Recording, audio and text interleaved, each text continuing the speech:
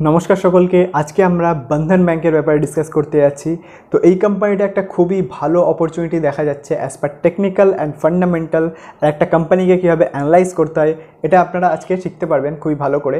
তো সবার প্রথমে দেখুন, টেকনিক্যালি কোম্পানিটা লাইফ টাইম হাই থেকে অনেকটা নিচে ট্রেড করছে, অলমোস্ট 73%, রাইট। তো টেকনিক্যাল হিসাবে খুবই ভালো একটা অপরচুনিটি আছে।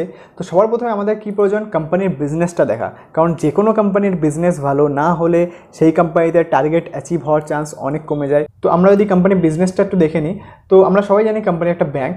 তো সেক্ষেত্রে এদের মেন রেভিনিউ আসে রিটেল ব্যাঙ্কিং থেকে অলমোস্ট 81%, রাইট। আর এদের দেখুন ROC কত, 10.8%, যেটা একটা খুবই ভালো মনে করা হয় যে কোনো ব্যাংকের ক্ষেত্রে।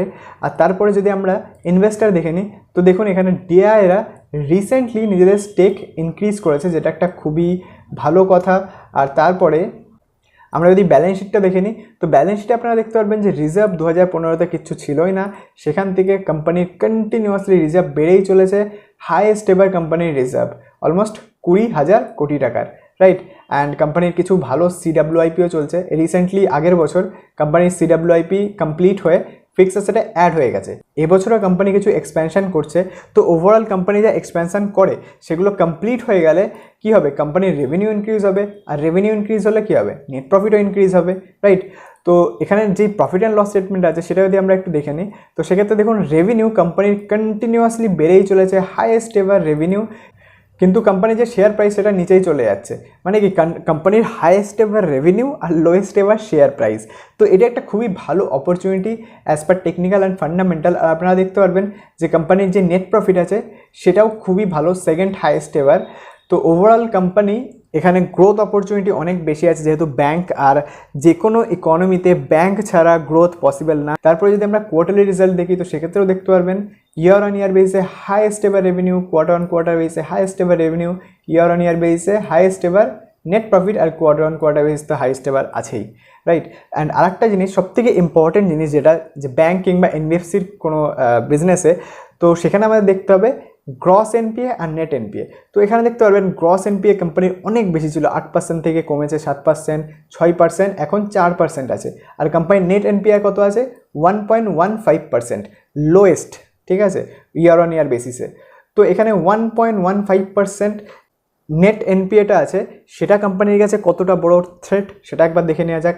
তো NPA তৈরি হয় কিসের ওপরে, কোম্পানির যে বড়োয়িং আছে তার উপরে। তো আমরা একটা ছোট্ট ক্যালকুলেশন করে নিই, বড়োয়িং কত আছে, 151,574, রাইট। তো এখানে ইন্টু কত দেখলাম আমরা, NPA 1.15%, 1.15% যদি আমরা দেখি, তো অলমোস্ট 1700 কোটি টাকার। তো এখানে একটা জিনিস দেখুন, আমরা যদি ব্যালেন্স শিটে যাই, তো 1700 কোটি টাকার তো কোম্পানির 16,000 কোটি টাকার কোম্পানির ক্যাশই আছে। তো নিজের ক্যাশ থেকেই সমস্ত কিছু ঝামেলা মিটিয়ে দিতে পারবে। রিজার্ভ কিন্তু আমরা টাচও করলাম না। তো ওভারঅল কোম্পানির যেই স্ট্রেংথ সেটা আমরা বুঝতে পারছি যে NPA যেটা আছে সেটা কোম্পানির কাছে কোনো ব্যাপারই না।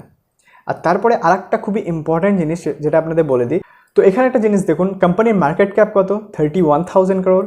আর কোম্পানির ব্যালেন্স শিটে দেখুন রিজার্ভ কত, 20,000 crore, আর ক্যাশ 16,000 crore। তো এখানে রিজার্ভ আর ক্যাশ মিলিয়ে কোম্পানির কাছে আছে কত, 36,000 কোটি টাকা। আর কোম্পানির ভ্যালু কত, কারেন্ট মার্কেট ভ্যালু 31,000 কোটি টাকা। তো ওভারঅল আমরা বুঝতে পারছি যে কোম্পানি অনেক বেশি ডিসকাউন্টে আছে। আর শুধু ডিসকাউন্টে নেই, কোম্পানি অ্যাকচুয়ালি ফ্রিতে পাওয়া যাচ্ছে কাইন্ড অফ, রাইট। তো এখানে একটা খুবই ভালো অপরচুনিটি আমরা দেখতে পাচ্ছি। তো অ্যাজ পার টেকনিক্যাল কী টার্গেট হতে পারে, তো এখানে আপনারা দেখতে পারবেন খুবই একটা ভালো প্যাটার্ন তৈরি হচ্ছে, যেটাকে বলা হয় ডিসেন্ডিং ট্রায়াঙ্গেল। তো ডিসেন্ডিং ট্রায়াঙ্গেল প্যাটার্নে আপনারা আপনাদের মতো করে যে টার্গেটটা আছে সেটাকে নিতে পারেন। আপনারা চাইলে এই পর্যন্ত টার্গেট নিতে পারেন, কি এখানে একটা ভালো রেজিস্ট্যান্স আছে সেইখানেও আপনারা টার্গেটটা নিতে পারেন। তো আমি যদি এখান থেকে কারেন্ট প্রাইস থেকে যদি দেখে নিই যে কোম্পানির টার্গেট কত তৈরি হচ্ছে, তো অলমোস্ট 73%-এর এখান থেকে টার্গেট আমরা এক্সপেক্ট করতে পারি। আর কোম্পানির যে বিজনেস আর ফাইন্যান্সিয়ালের সিচুয়েশান আছে সেই হিসাবে 70%-এর টার্গেট খুব একটা বেশি না, যেটা আমার মনে হয়। কিন্তু আপনাদের নিজের ইনভেস্টমেন্ট করার আগে অ্যানালিসিস করাটা খুবই ইম্পর্ট্যান্ট। আর যদি আপনারা আশা করি বুঝতে পারছেন, যদি ভালো লেগে থাকে ভিডিওগুলো, তাহলে সাবস্ক্রাইব করুন, লাইক করুন চ্যানেলটাকে। আবার দেখা হচ্ছে নতুন একটা ভিডিওতে।